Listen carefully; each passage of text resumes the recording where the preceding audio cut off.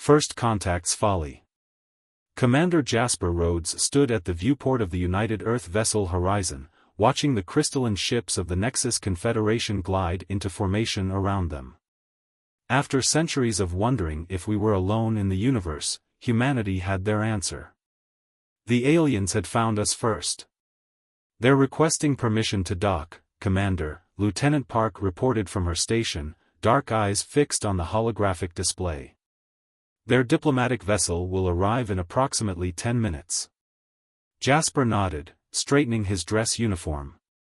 He'd been chosen to represent humanity in this first official contact, and the weight of that responsibility pressed heavily on his shoulders. Intelligence suggested the Nexus Confederation spanned hundreds of star systems, their technology centuries ahead of Earth's modest achievements. The docking procedure went smoothly, too smoothly, Jasper thought, noting how the alien ship's automated systems barely acknowledged their own docking protocols.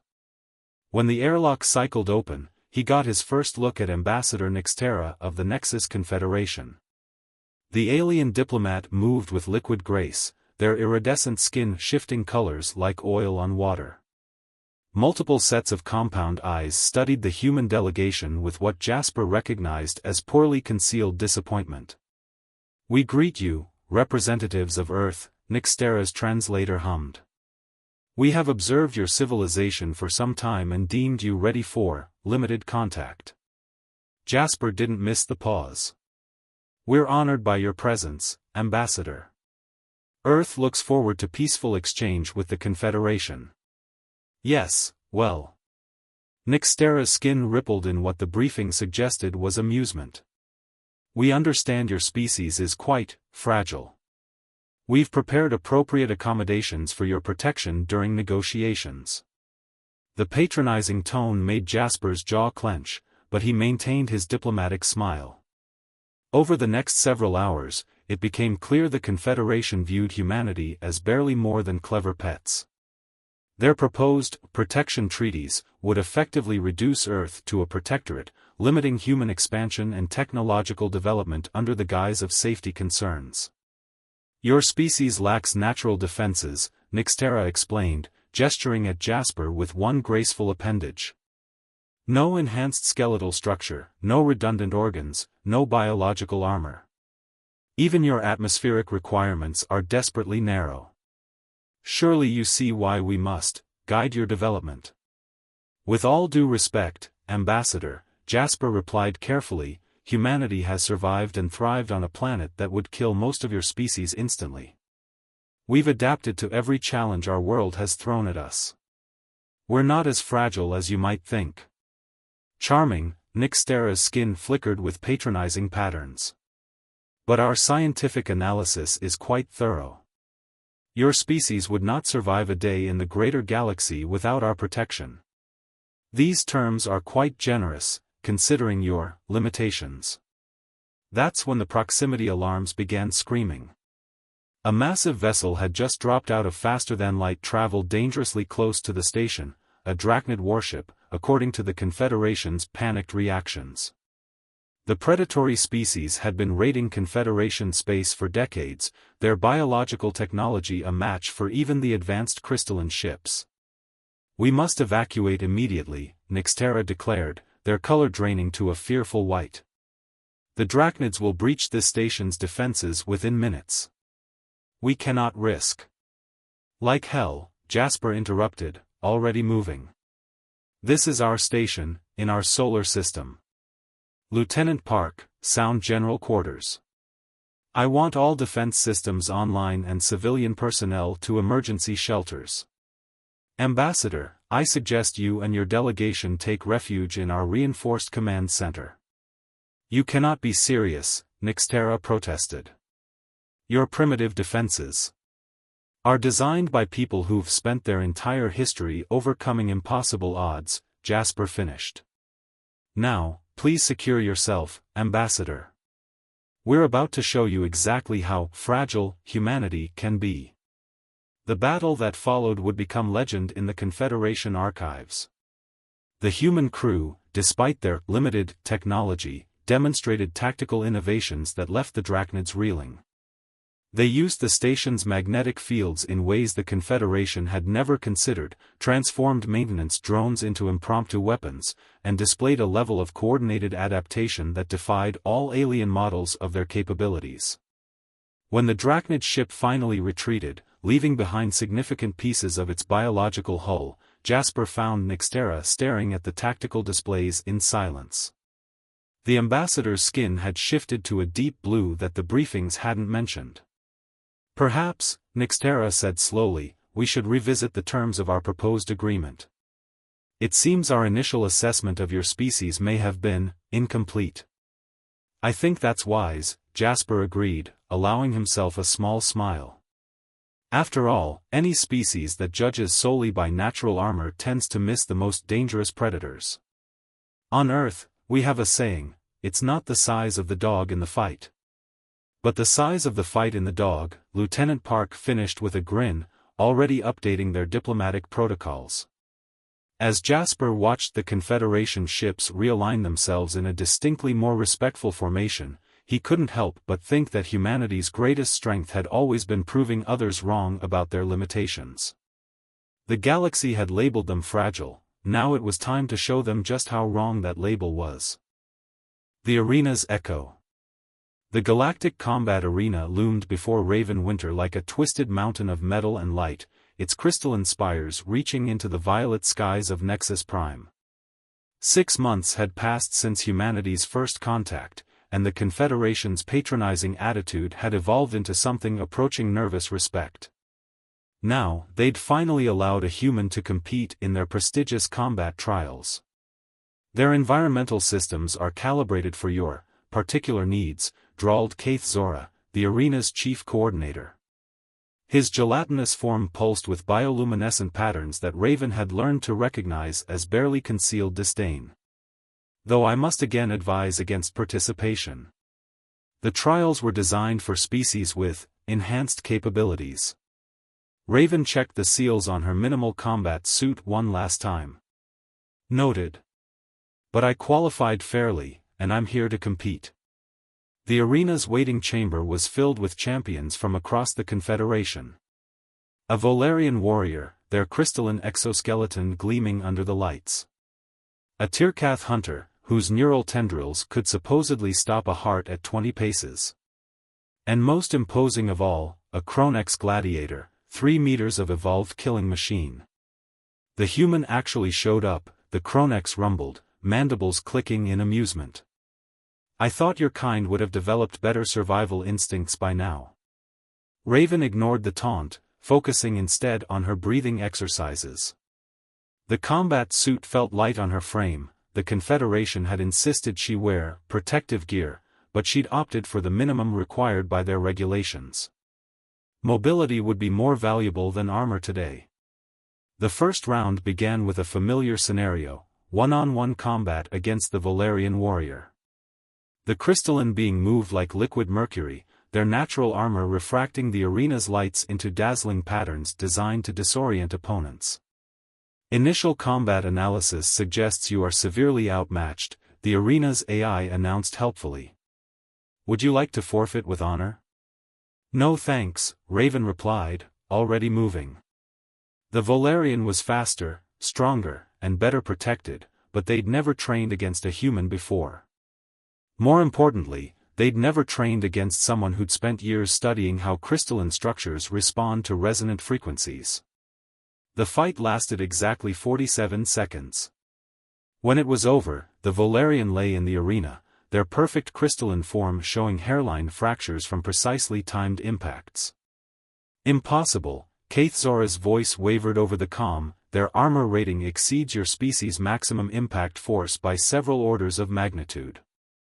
"Funny thing about crystals," Raven answered, rolling her shoulder. "Hit them right, and they all have a breaking point." The Tirkath hunter was next, their neural tendrils writhing with deadly purpose. But they'd never faced an opponent who'd built up immunity to neurotoxins through controlled exposure. When their psychic assault found no purchase against Raven's carefully conditioned neural pathways, the hunter's confusion cost them precious seconds. By the time the finals arrived, the arena was humming with tension. The Chronex gladiator stepped into the ring, their biomechanical augmentations whirring with lethal promise. "I've studied your previous matches," the Chronex announced. "Your tricks won't work on me. I am designed to be the perfect warrior." Raven settled into her stance. "That's your first mistake. Thinking that being designed for war makes you better at it than those who had to learn it to survive." What followed wasn't just a fight, it was a lesson in human adaptation. For every advantage the Chronex possessed, Raven found a counter. When brute force failed, she used leverage. When speed wasn't enough, she used prediction. And when the Chronex's superior reach should have ended the match, she got inside their guard and turned their strength against them. The final blow came not from a powerful strike, but from a simple joint lock, a technique perfected in dojos across Earth for centuries. The Chronex, for all their genetic engineering and cybernetic enhancement, found themselves trapped by fundamentals they'd never needed to learn. "Victory to the human competitor," the AI announced, sounding almost confused. The arena fell silent, thousands of alien spectators trying to process what they'd witnessed. Kaith Zora's form had shifted to a pale shade of disbelief. "How?" our analysis indicated. "Your analysis," Raven interrupted, helping the Chronex to their feet with unexpected courtesy, "keeps focusing on what we lack. You see our endurance limits as weakness, never considering that they taught us to fight smarter. You see our lack of natural weapons as a disadvantage, not understanding that it forced us to master all forms of combat."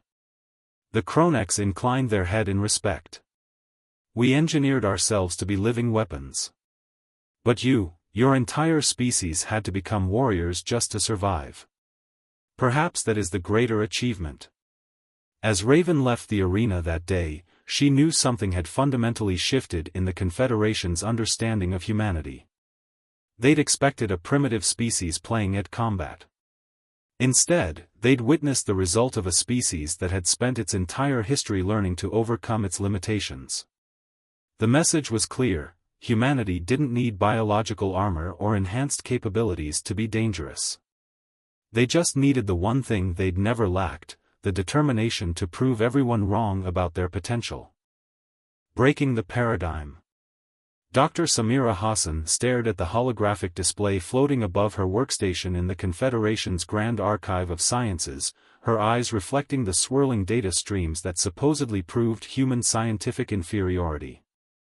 After the shock of humanity's military capabilities, the Confederation had grudgingly opened their scientific facilities to human researchers, though they clearly expected little from these exchanges. "Your species' cognitive architecture is simply too linear," explained senior researcher Xylix, their crystalline form refracting the archive's ambient light. "Our studies suggest humans lack the neural complexity for true quantum comprehension. Perhaps we could assign you to something more appropriate?" Samira continued scrolling through the data, a slight smile playing at her lips. "Actually, I've noticed something interesting in your quantum entanglement theories. There's an elegant solution you seem to have missed." "Impossible," Xylix's crystalline surface vibrated with dismissal. "Our quantum mathematics are beyond. Your understanding of quantum mechanics is based on your species' natural ability to perceive quantum states," Samira interrupted, her fingers flying across the holographic interface. "But that's actually limited your theoretical framework. You never had to develop abstract models to understand quantum behavior, so you missed some fundamental connections." The equations she pulled up made Xylix's crystalline form dim with confusion. Humans, lacking any natural quantum sensing abilities, had been forced to develop complex mathematical models to understand quantum mechanics. This seemingly primitive approach had led them to insights that the Confederation's natural advantages had caused them to overlook. "This is unorthodox," Xylix admitted reluctantly. "But surely you can't suggest that humans might have advantages in theoretical physics precisely because of our limitations?" "That's exactly what I'm suggesting." Samira began expanding her model, showing applications that made Xylix's crystal matrix vibrate with increasing agitation. Word of Samira's discoveries spread through the archive like a quantum wave collapse. Other human scientists began sharing their own insights, revealing how humanity's primitive need to create abstract models had led to unique perspectives in everything from dark matter interaction to zero-point energy manipulation. The breakthrough that finally shattered the Confederation's scientific arrogance came 3 months later. Samira and her team discovered a fundamental flaw in the Confederation's FTL drive theory, a flaw that their natural quantum perception had prevented them from noticing. "Your drives are inefficient," Samira explained to the hastily assembled council of senior researchers. "You're brute-forcing quantum tunneling because you can naturally perceive and manipulate quantum states. But there's a more elegant solution." She displayed her alternative drive design, based on humanity's abstract mathematical models. The council's reaction was immediate and dramatic. Some members actually developed stress fractures in their crystalline forms. This would increase efficiency by several orders of magnitude, one researcher admitted, their voice heavy with disbelief. "But how did your species even conceive of such abstractions without quantum perception?" "Because we had to," Samira replied simply.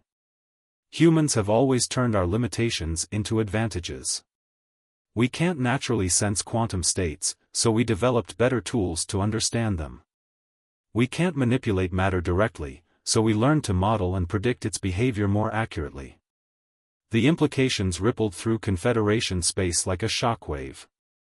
Human scientists, previously relegated to secondary roles, found themselves in high demand.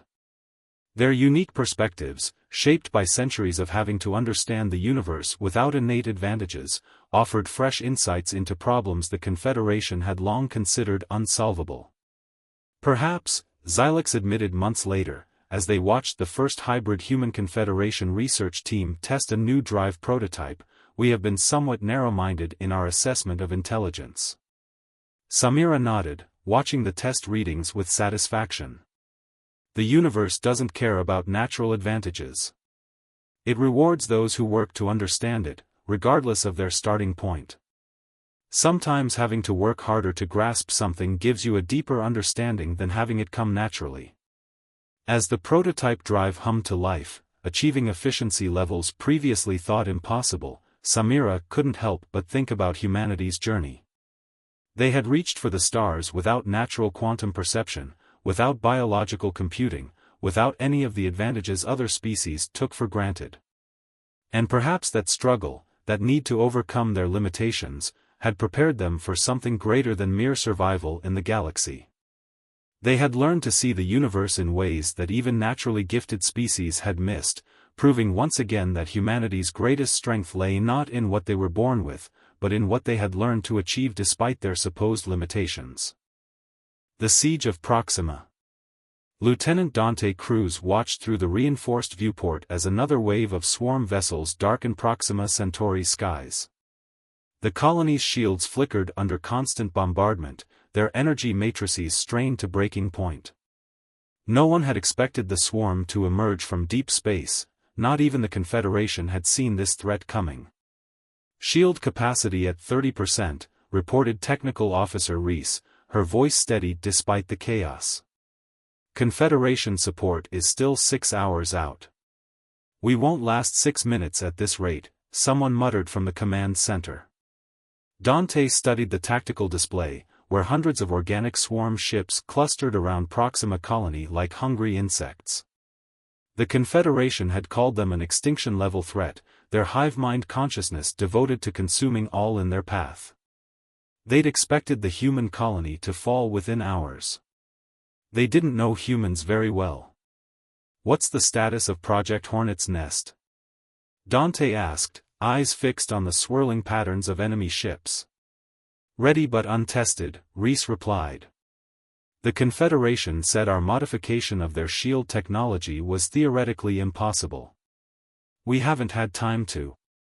"Time's up," Dante interrupted as another impact shook the colony. "The swarm thinks we're prey. Let's show them what happens when you corner a predator." Project Hornet's Nest was exactly the kind of innovation that made the Confederation nervous about humans. They'd taken standard shield technology and transformed it into something the designers had never imagined, an offensive weapon. Rerouting all power to the modified shield grid, Reese announced. Resonance patterns aligned. We're ready on your mark, Lieutenant. Dante took a deep breath. Remember Earth's history, people. Sometimes the best defense isn't a stronger wall, it's making your enemy regret breaking it down. Execute Hornet's Nest. The colony's shields didn't just fail, they exploded outward in a carefully calculated pattern of energy waves. Each pulse matched the precise resonant frequency of the swarm's organic hulls, turning their greatest strength into a catastrophic weakness. Multiple swarm vessels showing signs of structural failure, Reese reported, excitement creeping into her voice. Their organic matrices are breaking down under the resonance assault. The swarm's hive mind reacted with uncharacteristic confusion. Their ships attempted to adapt, to evolve past this unexpected attack, but humans had learned something vital in their short time studying the enemy: even rapid evolution couldn't outpace good old-fashioned physics. They're pulling back, someone shouted. Swarm vessels are retreating to minimum safe distance. But Dante saw the tactical pattern shifting. No, they're regrouping. Get ready for round 2, people. They'll try to overwhelm us with numbers next. He was right. The swarm returned with 3 times as many ships, thinking to overcome the colony's defenses through sheer force. What they hadn't counted on was humanity's talent for turning desperate situations into advantages. Activate the secondary phase, Dante ordered. Let's show them why you don't corner something that evolved as a pursuit predator. The modified shields didn't just pulse this time, they created a cascade effect. Each destroyed swarm ship released energy that fed back into the resonance field, strengthening it. The more they attacked, the stronger the defense became. Confederation vessels approaching, Reese announced hours later, as the last swarm ships retreated in disarray. They're requesting situation report and expressing disbelief at our survival.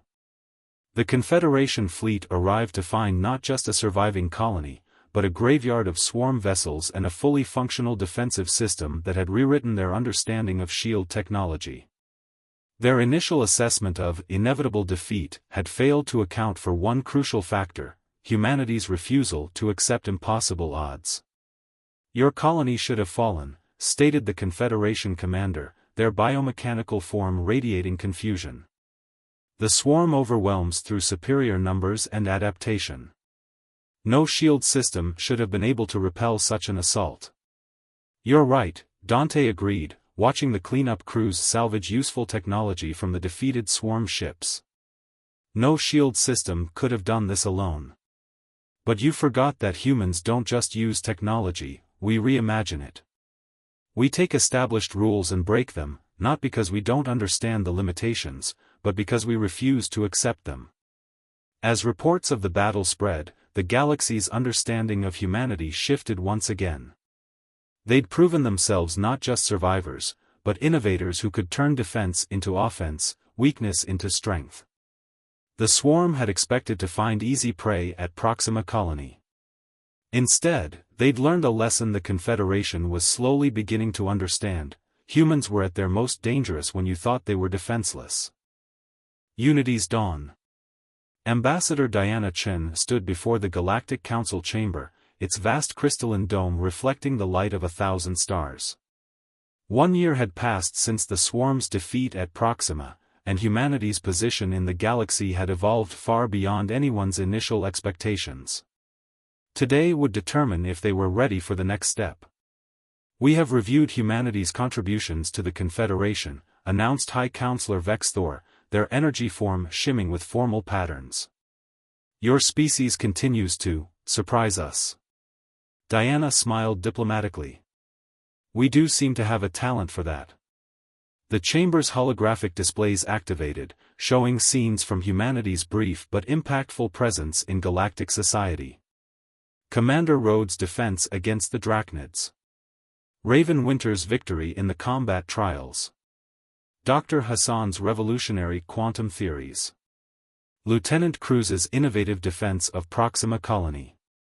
When we first encountered your species, Vexthor continued, we saw only your limitations. No natural defenses. No biological advantages. No innate connection to quantum realities. We presumed these lacks made you fragile. A reasonable assumption, Diana admitted, if you only look at what we're missing. But humanity's strength has never come from natural advantages. She gestured to the displays. Each of these moments represents not just human achievement, but a fundamental truth about our species. We don't just overcome limitations, we transform them into strengths. The council chamber hummed with energy as Diana continued.